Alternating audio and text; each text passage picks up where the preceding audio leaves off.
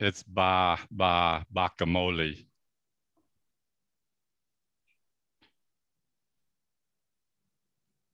All The right. winner. Don't even smile. Oh, shoot. Sunday is Mother's Day, and I have to let you know that my mother is so super that Wonder Woman had to change her name to just Okay Lady. Okay, that's it for this month. Maybe they don't get better, and I know you guys know that because you've heard them before. Um, we have um, an opportunity for everybody to at least briefly show your faces and wave to everybody. We won't go through the whole list of anybody's who is here, but if this is your first time or you haven't been to one of these meetings in a long time, why don't you just introduce yourself? Except for Zach, because I'll introduce him in a moment. Anybody want to admit to being here? Jeff's been here before, but Jeff, I want to acknowledge you as joining. There's Eunice. Hi, Eunice. And I guess that'd be me, Steve. Steve. Go ahead, say again. This is Mike Shirley with ACEC. This is, I think this might be my first time. All right. Well, good. They let you out, virtually speaking. Absolutely. I have shown last week or last month, I heard while you were trying to cover for my absence of voice, the BRW Cup. Well, I think you remember these guys. I don't know if you can see that. It says Griner. And, I was thinking that, Griner hasn't been gone that long, but then when I did a little bit of research, URS had bought them back in 1995, like 26 years ago, which is longer than some people have even been working professionally. Zach. But anyway, anybody want to say any remembrances about Griner or having worked for Griner? I know we've got people in the Phoenix area that worked when they were called Griner.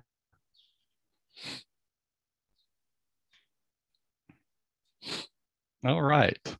Maybe they all retired. Maybe 25 years is really too long for a lot of people, Kurt. Any announcements from FHWA? Anthony? Sure, Steve. Got a few things to discuss. I think first and foremost, starting at the big picture nationally, we're starting to see continued discussions about an infrastructure bill. There's at least two different competing versions that I've seen. The White House has put out the American Jobs Plan. That's about a $2 trillion plan. And I think inside that, there's about $600 billion that is dedicated to transportation infrastructure. So on that side, some of the counter proposals that I've seen are in the $600 billion range. Generally, if you're following stuff in the news, that's about like what we're seeing federal highways as well, following those. Then I want to shift gears a little bit, make folks aware. Last month, the department announced notice of funding opportunity for the 2021 discretionary RAISE grants. So the RAISE grant program is formerly the Build grant, which was the old Tiger grant program. Looks like we're getting into a theme here with administration changes where they changed the name. RAISE stands for Rebuilding American Infrastructure with Sustainability and Equity. And that equity and sustainability component has found its way into how the grant proposals are being looked at. The announcement is for $1 billion. This is going to be a competitive grant program, as it always is. The maximum grant award is going to be $25 million. Arizona has had success with getting these grants in the past. And then finally, turning more locally, just want to remind everybody, June 2nd and 3rd, ADOT, the Arizona Commerce Authority, the Arizona Geographic Information Council, working with FHWA, is hosting a virtual workshop on the use of unmanned aerial systems. It's a 2-day virtual workshop on June 2nd and 3rd. It's free to attend, but you've got to register. And Justin and Amerigo, if you need the flyer, I can make sure to get that out to everybody as well. That's it on my end. Tom, I don't know if you've got anything else that I didn't cover.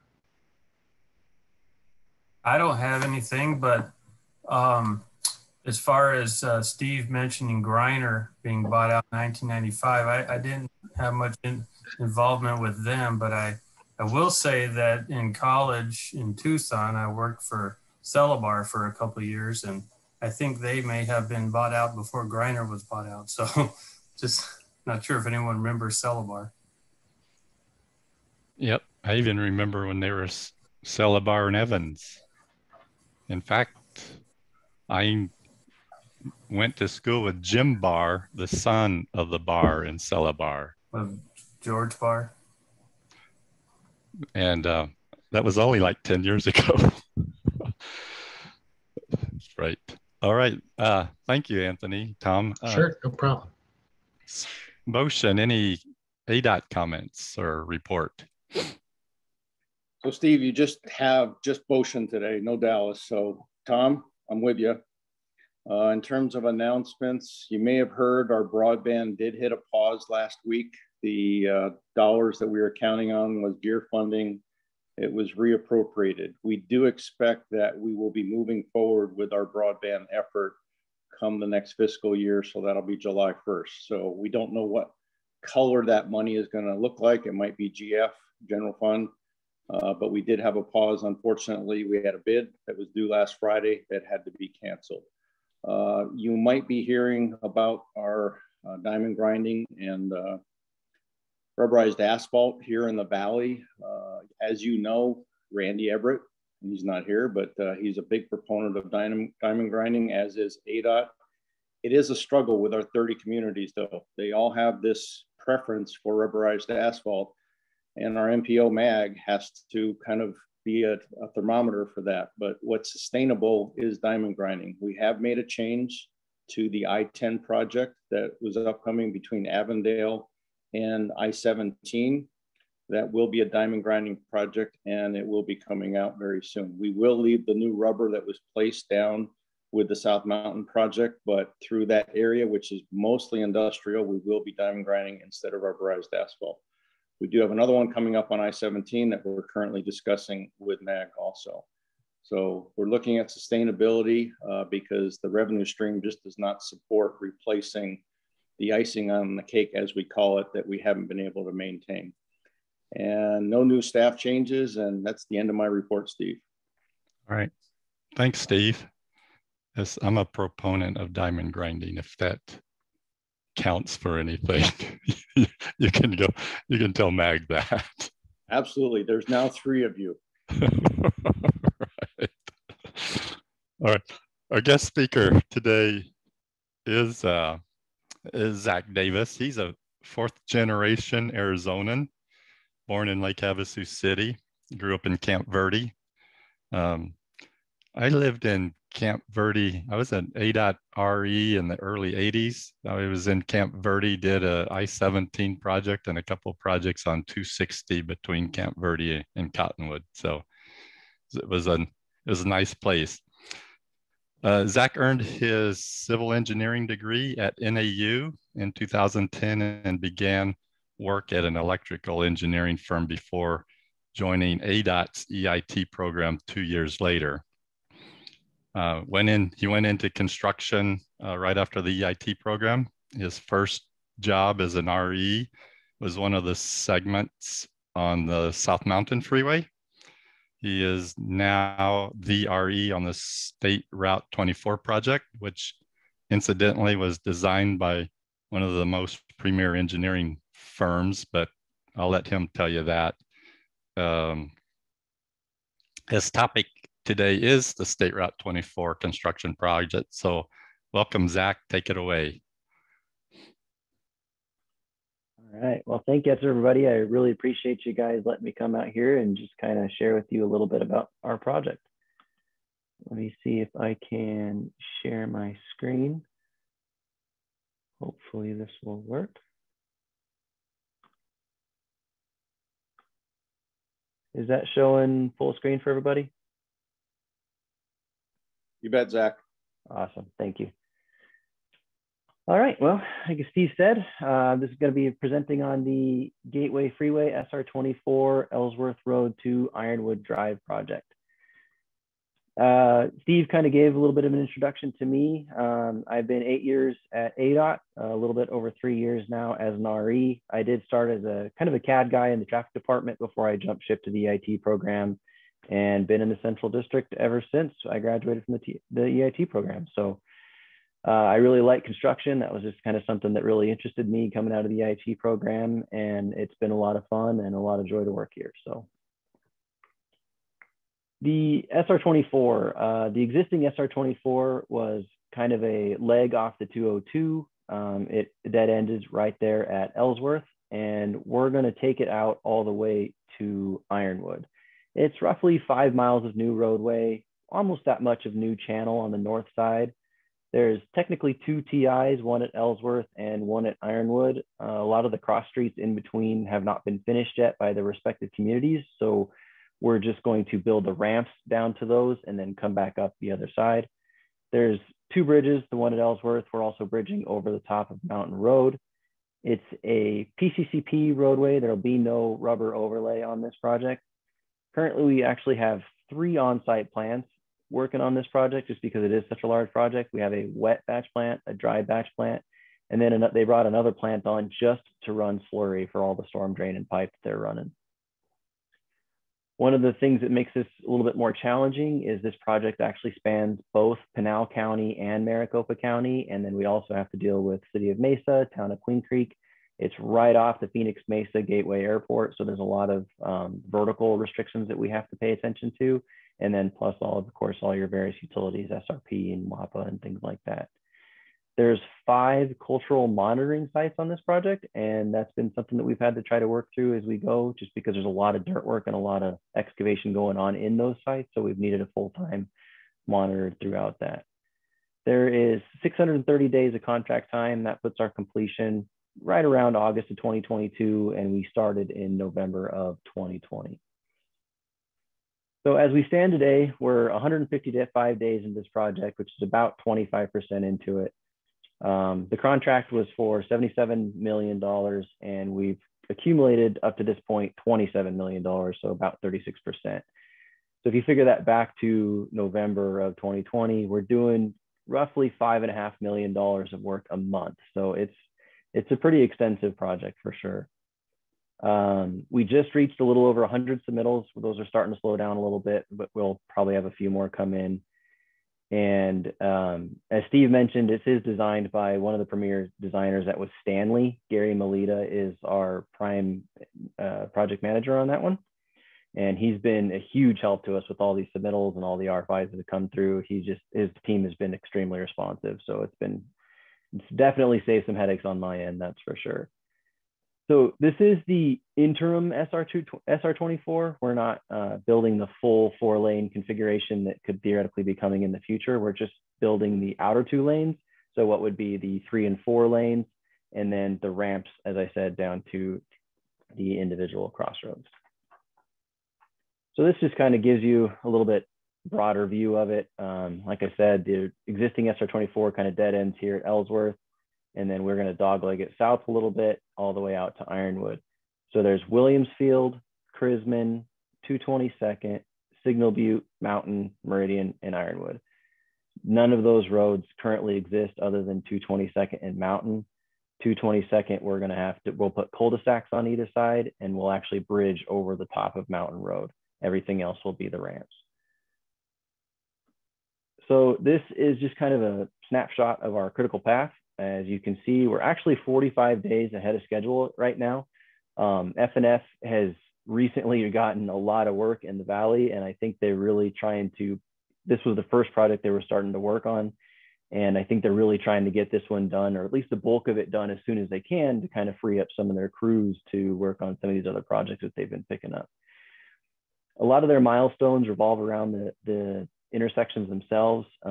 Generally speaking, we're kind of working from the Ironwood east side towards the west, towards Ellsworth. You can see Ellsworth is one of the last critical path dates they have. There in March of 2022.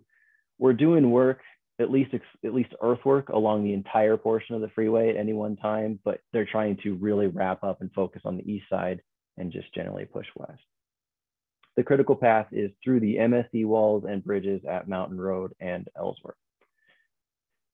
So to date, some of the quantities that we're dealing with, as of basically the end of April, we've moved over 600,000 cubic yards of excavation. There's going to be 1.2 million cubic yards of total excavation if you include roadway X and drainage X. We've placed 10,000 cubic yards of AB. There'll be about 55,000 cubic yards of AB total. 45,000 square yards of PCCP have been laid, and there's about 280,000 square yards of that total. We've placed 12,000 linear feet of storm drain, and we have about 18,000 more to go.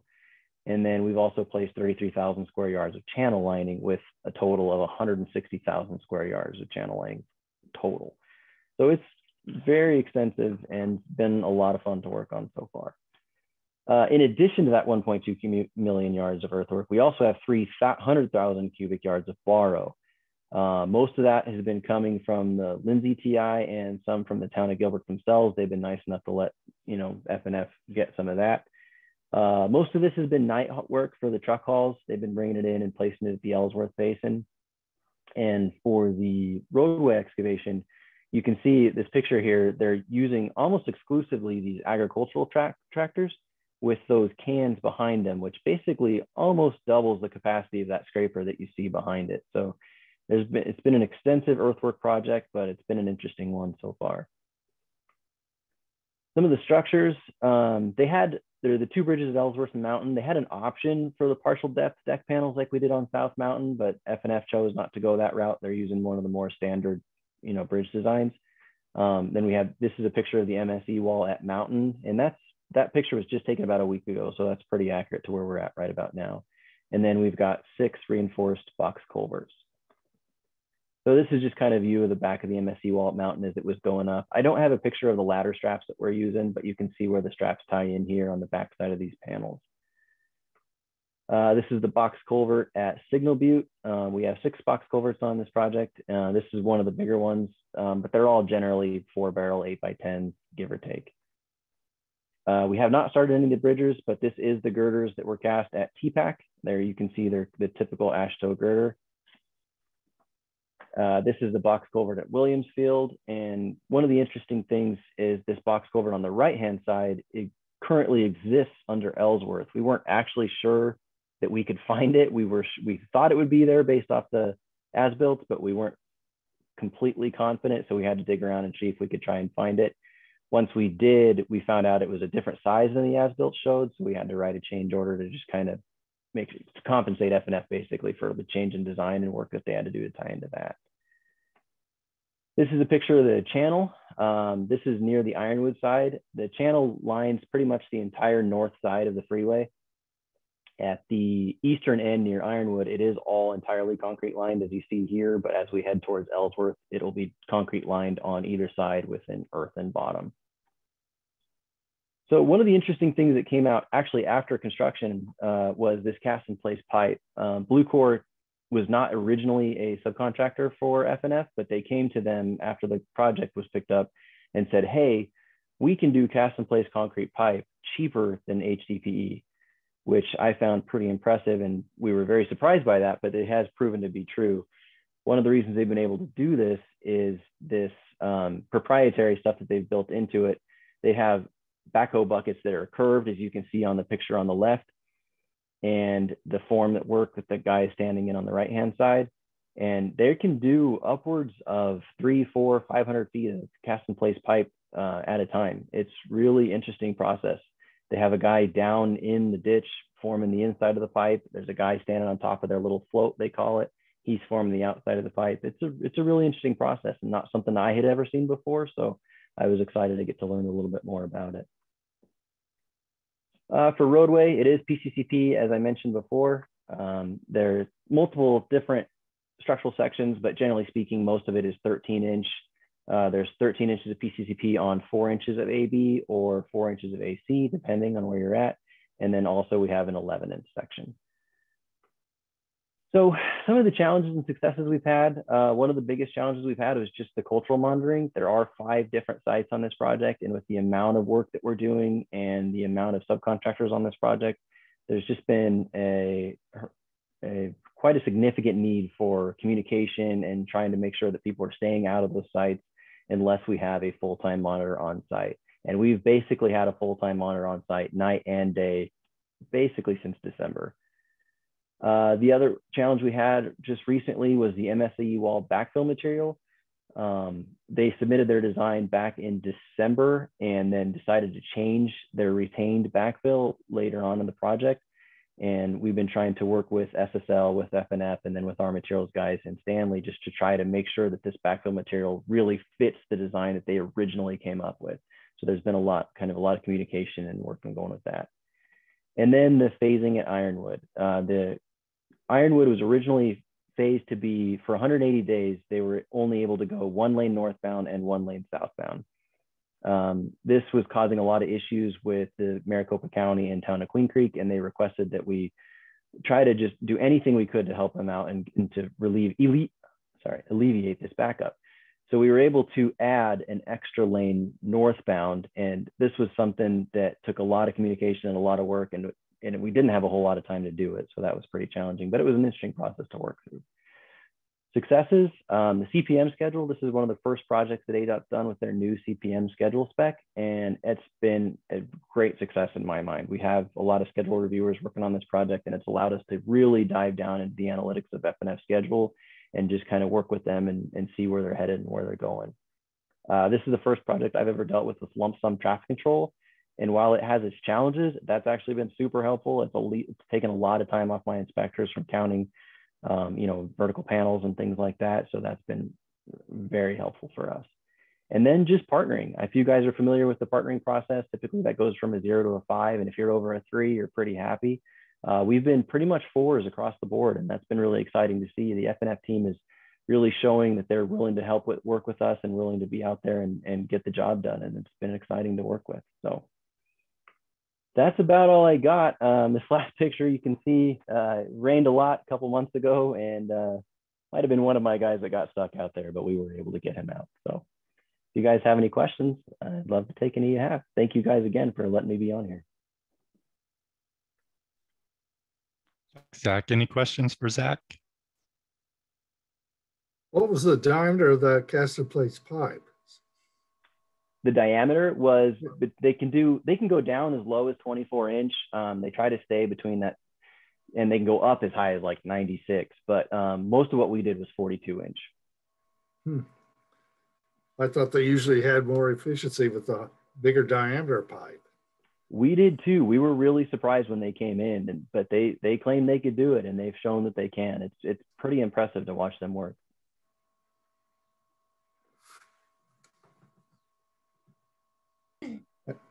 I'm interested about that lump sum traffic control. How's that going to work at the end? We'll see, but so far so good. Okay. Tom, I see your hands raised. Yeah, it might be a dumb question, but is there steel in that cast in place pipe? There. Not sure how to do that, I guess. Yeah, it's not. It's fully lined. They just pour it as they go. There is steel anytime they have a collar or come up to a catch basin to tie into it, but as they go through it, there's no steel in it. It's all just free form, slip formed.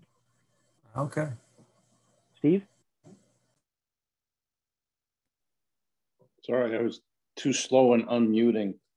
So I'm glad the question came up on lump sum traffic control, Zach. We are going to move towards that more. So all designers, please keep note of that. A lot of other states do that. And we used to do that 20 years ago, talking about, you know, Griner and URS Serene and all those companies. So it's going to be back to the future. We will see more of lump sum traffic control. And I'm glad it's working out on a project of this size, Zach. So thanks. Yeah, absolutely. Thank you, guys.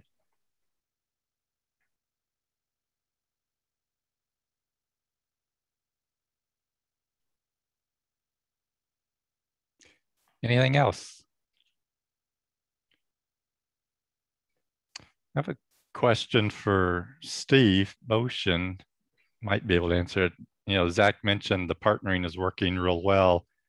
Is ADOT going to be looking at the construction partnering program in some formal manner? You mean in restructuring it, Steve? You know, it's still the same program that we've always had. And, you know, it is led by Bill Fay. And we have a bunch of, you know, folks that lead all of those. And again, I'm glad that we got fours, like you said, Zach. So the construction partnering is still the same that we've always had, Steve. Does that answer your question?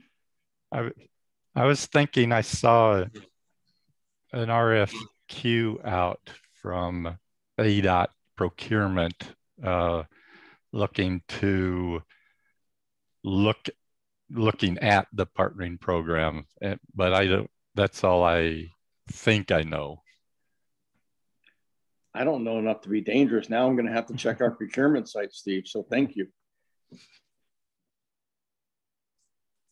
Barry, did you have a question?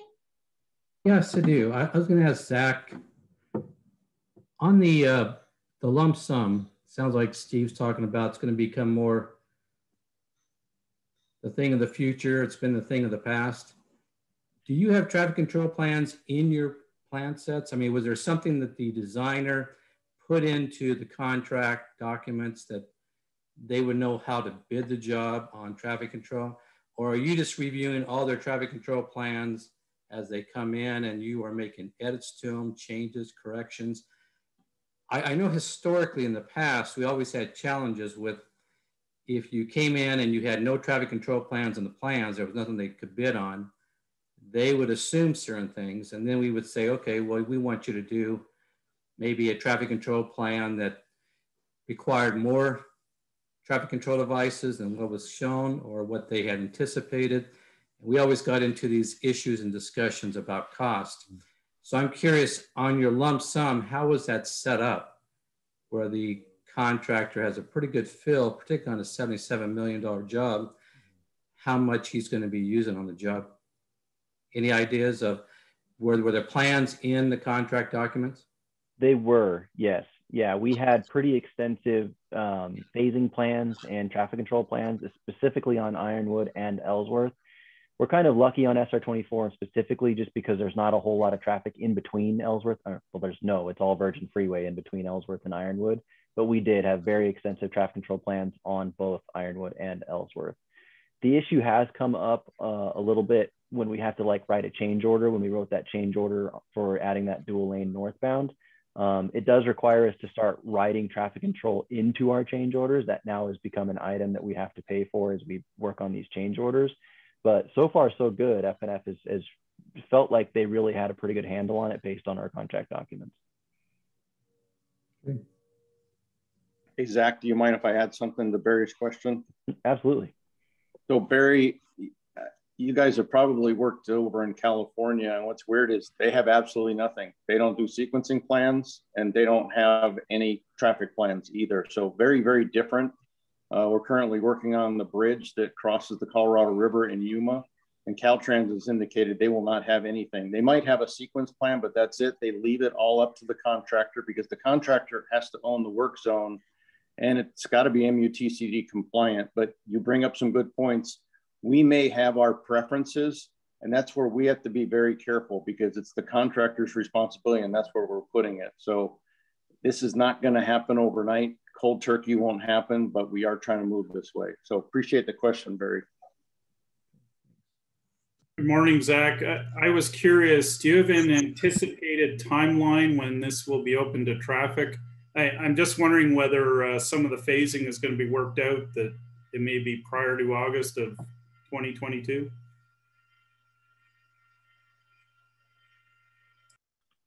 There's no real plan from the contractor side to open anything up early. There's nothing in the contract that requires them to do so. So specifically with FNF, generally speaking, no, we're probably not going to open it up to traffic until they absolutely have to. They could if they wanted to, but I'm guessing they're not going to. Mike, you have your hand up. Yeah, no, I just wanted to say I'm just glad to see this job finally getting constructed. I worked on the original study back with Jacobs before it was split with the North-South, and then I worked on the EA with AECOM. And then, of course, you know, ACEC was fortunate enough to be partnered with Stanley through this part of the process as well. So just really glad to see it getting constructed. And plus, I live in the town of Queen Creek, so we need more exits out of here. It's been nice to work on a project that people are excited about. Let's just put it that way. Absolutely.